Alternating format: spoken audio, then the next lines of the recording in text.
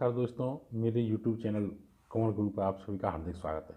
यहाँ क्वेश्चन आप देखें, हिंदी का जो सेकंड ग्रेड का पेपर हो चुका था उसके हम यहाँ प्रश्नों को हल करेंगे। पहला क्वेश्चन है, निम्नांकित में से अशुद्ध वाक्य है। बच्चे छत पर उछल कूद कर रहे हैं। शहर भर में अफवाह तेजी से फैल गई। उधर उसने मेरी बात ध्यान से सुनी। नौजवान युवकों को आगे आना चाहिए। आप समझ गए, यहाँ पर नौजवान और युवक, यहाँ अनुपयुक्त जो शब्द है उनकी पुनरावृत्ति हो गई है, इसलिए ध्यान रखें यहाँ जो वाक्य होना चाहिए वह नव युवकों को आगे आना चाहिए, या ये होता नौजवानों को आगे आना चाहिए। जवान और युवक एक ही भाव को प्रकट करने वाले दो अलग अलग शब्दों का यहाँ पर प्रयोग हुआ, इसलिए ये वाक्य यहाँ पर क्या है, अशुद्ध है। इनमें से अशुद्ध वाक्य, मुझे बहुत प्यास लगी है। महेश अनेक कलाओं में दक्ष है। इस नदी का पाट बहुत चौड़ा है। भ्रमर पुष्पों के परागों को चूसता है। समझें यहाँ पे ये वाली बात, भ्रमर पुष्पों के परागों को चूसता है, ये वाला जो आंसर है बिल्कुल करेक्ट है। यहाँ पर जो शुद्ध होगा वह होगा भ्रमर पुष्पों के पराग चूसता है। जो निर्जीव कर्म होता है उसके साथ कभी भी को का प्रयोग नहीं किया जाता है। जैसे मैं आपके सामने एक वाक्य लिख देता हूँ कि मोहन श्याम को फल देता है। यहाँ हम ऐसा नहीं करेंगे कि फल को देता है।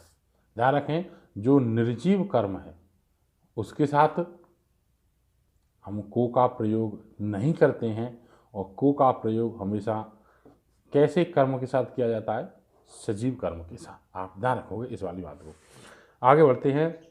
अत्यधिक गुस्सा आना, आप सभी समझते हो, खून खोलना का अर्थ ही क्या है, अत्यधिक गुस्सा आना। देखो, निम्न में से 106 नंबर क्वेश्चन की बात कर रहा हूँ। निम्न में से शुद्ध शब्द है। अब बात करूँ तंदुरुस्त, तो यहाँ पर जो शब्द जो है वो पूरी तरह शुद्ध है, क्योंकि आप देख रहे हो बावजूद, यहाँ जो ये व है, इस व की जगह पर शुद्ध सही होना चाहिए, बावजूद वो आना चाहिए। मद्देनजर, ये जो य की मात्रा है यहाँ पर ये अशुद्ध है, और शब्द होना चाहिए मद्देनजर। मद्देनजर यहाँ पर अशुद्ध हुआ। शब्द है सूझबूझ। देखो यहाँ पर ये जो ज है, ये वाला जो ज है ये भी कैसा होता है, ये दीर्घ, ये जो बड़ा महाप्राण ज, और ये भी होना चाहिए सूझबूझ। तो यहाँ पर जो हमारा करेक्ट आंसर रहा वो कौन सा रहा, तंदुरुस्त। ध्यान रखें, शब्द शुद्धि रीट में नई ऐड हो चुकी है, तो आप इस चीज़ को अच्छे से समझोगे। दूसरा यहाँ पर है अरात शब्द का अर्थ है। ये जो अरात शब्द है अर से मिलके बना है, और आपको पता है अर जो शब्द है उसका अर्थ क्या होता है, शत्रु। तो यहाँ अरात जो शब्द का अर्थ हो गया वह क्या हो गया, शत्रु। समझें आप इस बात को। देखो अगला जो हम रीट के जो व्याकरणिक क्वेश्चन है उन्हीं को सॉल्व करेंगे।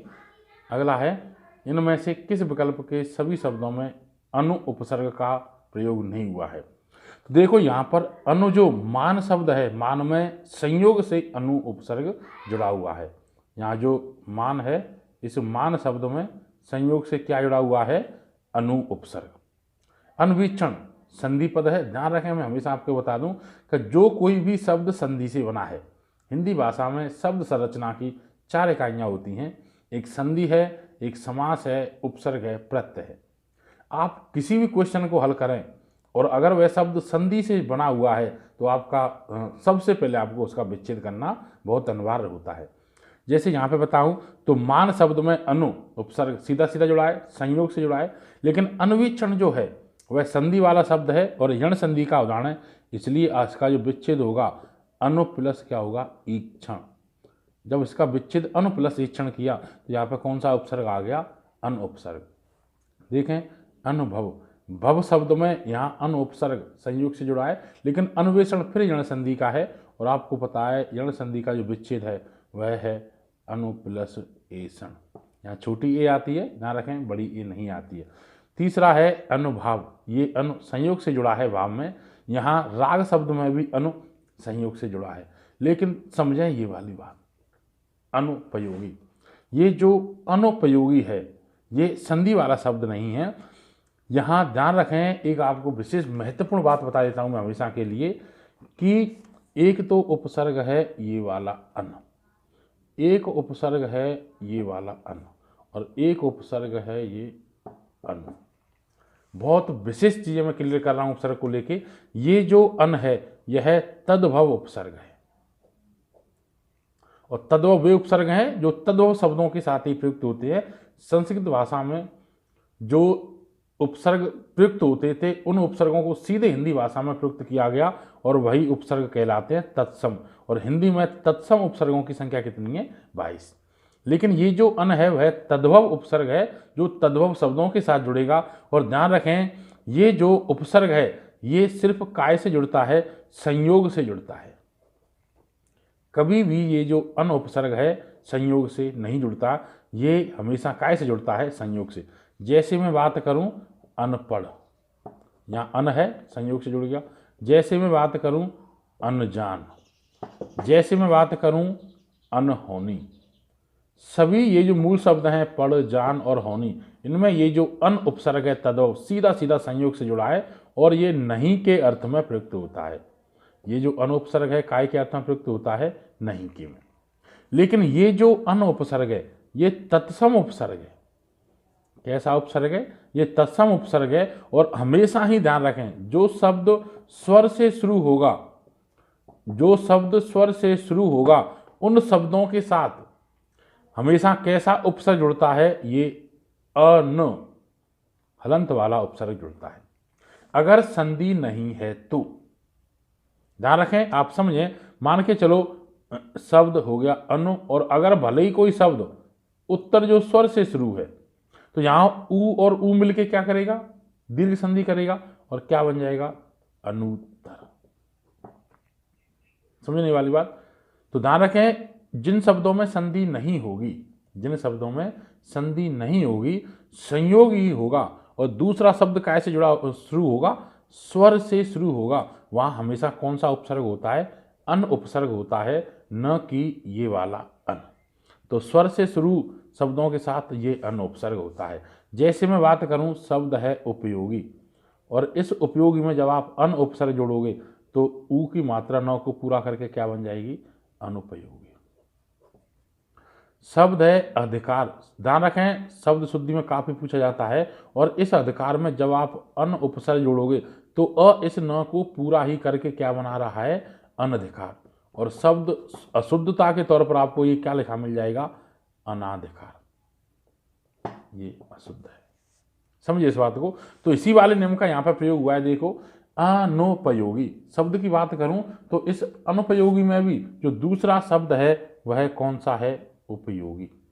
और उपयोगी में अगर अन उपसर्ग जोड़ा तो क्या बन गया? ऊ की मात्रा ना पर चढ़ के अनुपयोगी। तो इसमें अनुपसर्ग हो गया। अनुदात्त, यहां भी समझें, जो शब्द है वह है उदात्त, और उदात्त में जब अन उपसर्ग आप जोड़ोगे तो क्या बनेगा? अनुदात्त। तो ये दोनों ही यहाँ जो विकल्प हुआ हमारा 4 नंबर से हुआ, जहां पर दोनों में ही काय का प्रयोग हुआ है? अन उपसर्ग का हुआ है। ध्यान रखें, ये जो अन उपसर्ग है, अन उपसर्ग है भले ही स्वर से शुरू होने वाले शब्दों के साथ जुड़ेगा, लेकिन आपको पता है न में ऊ जुड़ा है तो ये जो ऊ है काय में कन्वर्ट हो जाएगा व में, और आधा न रह जाएगा। इसका जो रूप मिलेगा आधा न और व वाला शब्दों में मिलेगा। जैसे मैं बात करूं अन्वेषण, जैसे मैं बात करूं अन्वीक्षा, जैसे मैं बात करूं अन्वय, जिन शब्दों में आधा न और व का रूप मिल रहा है वहां पर अन उपसर्ग से बने हुए शब्द होंगे जो यण संधि से मिलकर बनते हैं। तो आपको समझना है, जो शब्द तद्भव हैं और सिर्फ संयोग से जुड़ा शब्दों में अन दिखेगा वहां ये वाला अन उपसर्ग होगा। दूसरा शब्द स्वर से शुरू है, अगर स्वर से शुरू है तो ये अन जो हलंत वाला है तत्सम शुरू होगा और स्वर की मात्रा जोड़ के वहां पे पूरा कर देगी। जैसे अनुपयोगी हो गया, अनधिकार हो गया, ये अनुदात्त हो गया, ऐसे कई शब्द हो सकते हैं। ध्यान रखें इस बात को। आगे बढ़ते हैं, किस शब्द में उपसर्ग नहीं है? देखो, नकटा, नाक है, नाक शब्द में ट प्रत्यय जोड़ दिया तो क्या बन गया? नकटा। यहां उपसर्ग का प्रयोग नहीं हुआ है। जो मूल शब्द नाक है, नाक में ट प्रत्यय से जुड़ा है। संकल्प बात करें, व्यंजन संधि का उदाहरण है, अनुस्वार को म में बदल दोगे और क्या बन जाएगा? सम प्लस कल्प। सम यहाँ पे क्या हो गया, उपसर्ग। पर्यटन है यण संधि का उदाहरण है, पर प्लस क्या हो गया, अटन, पर उपसर्ग हो गया। हम राज, राज शब्द है उसमें हम उपसर्ग जुड़ गया, क्या बन गया, हमराज। लेकिन नकटा में कोई भी उपसर्ग नहीं है, नाक शब्द में टा प्रत्यय जोड़ के क्या बना है, नकटा। देखो 117वां क्वेश्चन, निम्न में से किस शब्द में यह प्रत्यय का प्रयोग नहीं हुआ है। तो यह प्रत्यय में देखिए सौंदर्य, सुंदर आपको पता है यह विशेष प्रत्यय है, ऊ को काय में बदलता है, बड़े ऊ में, तो सुंदर में यो जोड़ के क्या बन गया, सौंदर्य। आदित्य शब्द है अदिति, और अदिति में यह जोड़ा तो अ का क्या बन गया, आ, अंतिम वर्ण को यह क्या करता है, आदा, और क्या बन गया, आदित्य। शब्द है महात्मा, शब्द है महात्मा, ध्यान रखें। अब इसमें अगर यह प्रत्यय जोड़ेंगे तो अंतिम म को आधा करेगा, तो आधा म और यह हो गया, हा ऐसा का जैसा रहा, और जो म है वो भी काय में कन्वर्ट हो गया, महात्ता, इसमें जोड़ के क्या बन गया, महात्मा। तो यहाँ भी यह प्रत्यय, यहाँ भी यह प्रत्यय, यहाँ भी यह प्रत्यय। भारतीय जो शब्द है इसमें भारत शब्द है, और भारत के शब्द क्या है, ईय प्रत्यय। थोड़ा मैं फिर एक कंसेप्ट आपको समझाता हूं, आप थोड़ा इधर ध्यान दें। एक प्रत्यय है ईय और एक प्रत्यय है अनीय। ध्यान रखें, ये जो अनीय प्रत्यय है इसका अर्थ होता है योग्य या चाहिए। समझें, बहुत विशेष बात है, ये जो कन्फ्यूजन वाले पॉइंट है, जो हिंदी मेरे से पढ़े हैं रीट में अच्छे से, वो इन चीज़ों को अच्छे से समझ पाएंगे कि अनीय जो प्रत्यय है वह योग्य और चाहिए के अर्थ में प्रयुक्त होता है। ये जो ईय प्रत्यय है संबंध सूचक है, और ये संबंध का बोध कराता है का की के से। जो ईय है वह कैसा प्रत्यय है, संबंध बोधक। और ये जो अनीय प्रत्यय है यह हमेशा काय के साथ प्रयुक्त होता है, धातुओं के, और धातुओं को हिंदी भाषा में ही हम क्या कहते हैं, क्रिया शब्दों के साथ। जैसे मैंने आपसे कहा दृश्य धातु है, इसमें अनीय प्रत्यय जोड़ा तो क्या बन गया, दर्शनीय। ध्यान रखें। नम धातु है, अनीय प्रत्यय जोड़ा, नम का अर्थ नमस्कार करने से है, झुकने से है, और क्या बन गया, नमनीय। तो ये जो अनीय प्रत्यय है हमेशा काय के साथ जुड़ता है, धातुओं के साथ। लेकिन ये जो ईय प्रत्यय है संबंध बोधक है, और ये एक तद्धित प्रत्यय है। तद्धित का अर्थ है वे प्रत्यय जो संज्ञा के साथ जुड़े, सर्वनाम के साथ जुड़े, विशेषण के साथ जुड़े। ये कैसे प्रत्यय हैं, ये जो है संज्ञा सर्वनाम विशेषण शब्दों के साथ जुड़ता है, और इसलिए कैसा प्रत्यय हो गया, तद्धित। अनीय जो प्रत्यय है योग्य चाहिए के अर्थ में प्रयुक्त होता है, और हमेशा काय के साथ जुड़ता है, धातुओं के साथ, और धातुओं को हिंदी भाषा में क्या कहते हैं, क्रिया। और क्रिया के साथ जुड़ने वाले जो प्रत्यय हैं वह क्या कहलाते हैं, कृत प्रत्यय। क्रिया शब्दों के साथ जुड़ने वाला प्रत्यय कृत होता है, और इससे बने हुए शब्द क्या कहलाते हैं, कृदंत शब्द। संज्ञा सर्वनाम विशेषण के साथ जुड़ने वाले प्रत्यय तद्धित होते हैं, और इनसे बना हुआ शब्द क्या कहलाता है, तद्धितांत। तो समझें, अनीय जो है वो धातुओं के साथ जुड़ता है, और ये योग्य चाहिए, दर्शनीय जो दर्शन के योग्य है, नमनीय जो नमस्कार करने के योग्य है, ये योग्य चाहिए के अर्थ में जुड़ता है। लेकिन ईय जो है तद्धित है और का संबंध बोधक है। जैसे मैंने बात किया नगर शब्द है और इसमें ईय प्रत्यय जोड़ दिया, क्या बन गया, नगरीय। तो इसका अर्थ पहचाने, जो नगर का है, नगर वाला, नगर का क्या कहलाएगा, नगरीय। मान के चलो जाति शब्द है, ईय प्रत्यय जोड़ दिया, क्या बन गया, जातीय, जाति का है। मानव है, मानव में ईय प्रत्यय जोड़ दिया, क्या बन गया, मानवीय, जो मानव है। नगरीय हुआ, जाति हुआ, मानवीय हुआ, और कई ऐसे शब्द हैं। तो यहां ध्यान दें, नगर है संज्ञा है, जाति है संज्ञा है, मानव है संज्ञा है। तो संज्ञा सर्वनाम विशेषण के साथ जुड़ने वाले प्रत्यय कैसे होते हैं, तद्धित, और ईय जो है वह तद्धित प्रत्यय। तो जो अगर आपको ईय वाला भाव नजर आए किसी भी शब्द में, अंत में ईय का भाव आए, तो आप उससे जुड़ने वाले शब्द को देखें कि ये शब्द अगर संज्ञा सर्वनाम विशेषण है तो वहां पे तो कौन सा प्रत्यय होगा, ईय। और अगर ईय का भाव आए, भले ही दर्शनीय में भी ई आ रहा है, नवनीय में भी ई आ रहा है लास्ट में, लेकिन अगर आगे वाला शब्द धातु है तो वह कैसा प्रत्यय होगा, अनीय प्रत्यय। बहुत विशेष मैंने आज आपको समझाया है, एक अनुपसर्ग वाला समझाया था, एक ये अनीय प्रत्यय वाला समझाया है, बहुत इंपॉर्टेंट है, ध्यान रखें। थोड़ा आप आगे इससे आगे वाला जो क्वेश्चन है बहुत अच्छे क्वेश्चन है, मेरे पास हिंदी की देखो फाइल रखी है पूरी, ये पूरी फाइल है। विगत परीक्षाओं में जितने भी पेपर आए हैं उन सारे पेपरों को मैं कलेक्ट करके रखता हूँ और आपको भी रखना चाहिए।